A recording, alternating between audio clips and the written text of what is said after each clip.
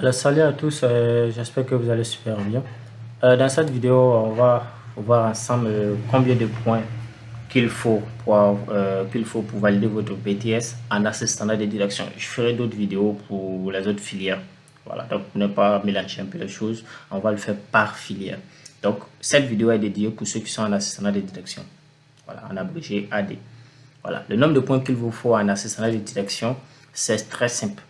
Voilà, mais je pense que vous ne maîtrisez pas trop votre maquette pédagogique, donc je vais me servir de la fiche de notes de quelqu'un qui a fait assistant de direction. Voilà, ça c'est la fiche de notes de quelqu'un qui a échoué au BTS au fait. Voilà, donc c'est très simple.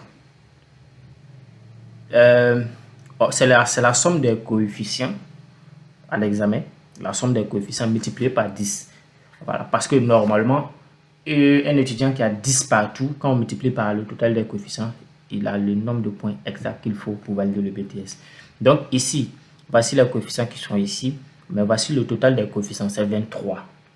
Donc, si vous êtes en assistant de direction, vous allez faire 23 sur 10, 23 multiplié par 10, ça vous fait 230 points. Donc, il vous faut 230 points pour valider le BTS. Voilà. Donc, vous avez la possibilité de voir ici aussi les coefficients par matière. Français, c'est coefficient 3 pour ceux qui sont en assistant de direction. Voilà, je vais utiliser un crayon pour souligner. Coefficient 3 pour français. Coefficient 2 pour anglais. Coefficient 3 pour économie. Ça, c'est pour ceux qui sont en assistant de direction. Coefficient 2 pour droit des affaires et du travail. Pour étude des cas, c'est coefficient 6. Alors, juste un petit détail ici au niveau de l'étude des cas.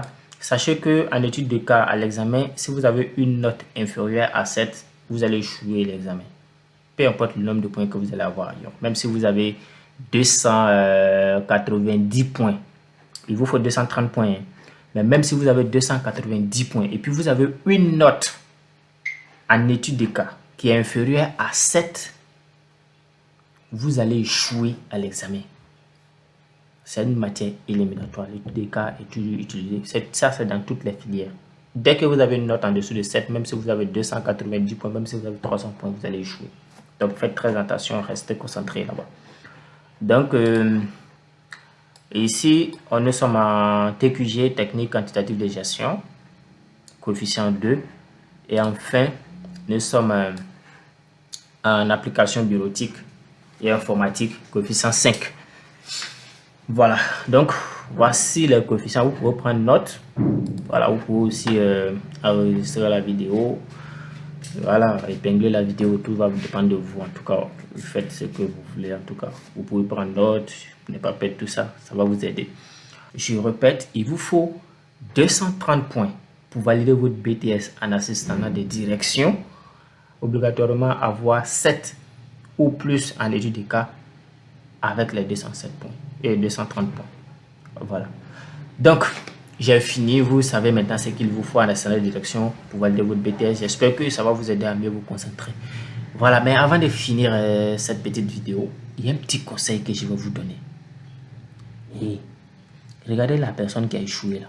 Regardez ses notes en français, en anglais, en économie, en droit. Regardez un peu. Moi, je sais que vous fournissez assez d'efforts pour vos matières de base. Je sais ça. Je sais que vous fournissez assez d'efforts. Vous faites même des renforts pour ça. Mais je ne me souviens pas d'avoir vu un étudiant en train de faire renfort en français pour préparer l'examen de BTS. Je ne me souviens pas. Mais c'est ça qui fait échouer la majorité des étudiants. Cette partie-là fait échouer la majorité des étudiants parce que c'est négligé au fait. La majorité d'entre vous, vous négligez. C'est-à-dire quand l'année commence, le constat que moi j'ai fait, c'est un constat personnel.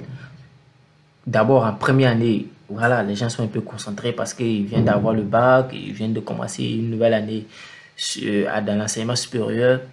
Il y a l'euphorie qui est là. Et puis, quand on tend vers la fin, là, ils commencent à abandonner les choses. Ils se disent que ce n'est pas important. Mais vous préparez le BTS sur 2 ans, au fait. Première année et deuxième année, c'est la somme des deux qu'on prend pour vous évaluer à l'examen. Donc, n'oubliez jamais ça.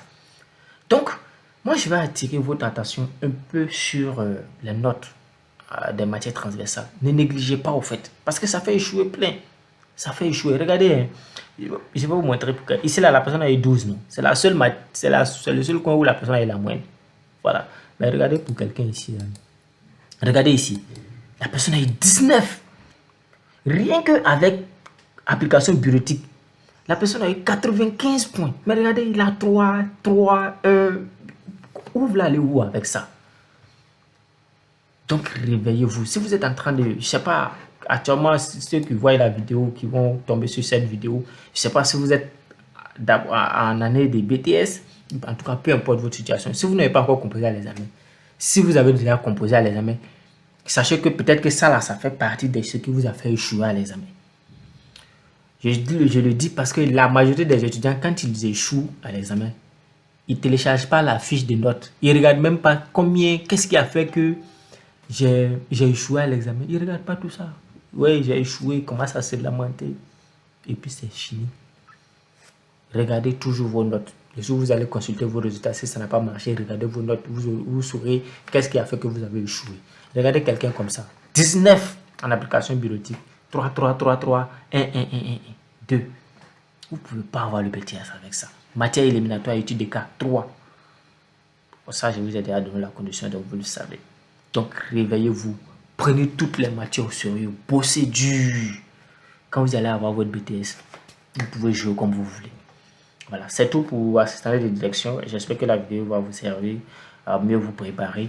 Et n'hésitez pas à partager cette vidéo avec tous vos connaissances qui sont en assistant de direction. Ça peut les aider. Si vous tombez sur la vidéo et que vous n'êtes pas en assistant de direction, c'est pas bien grave. Vous connaissez un ami qui a un ami qui est en assistant de direction. Il faut partager.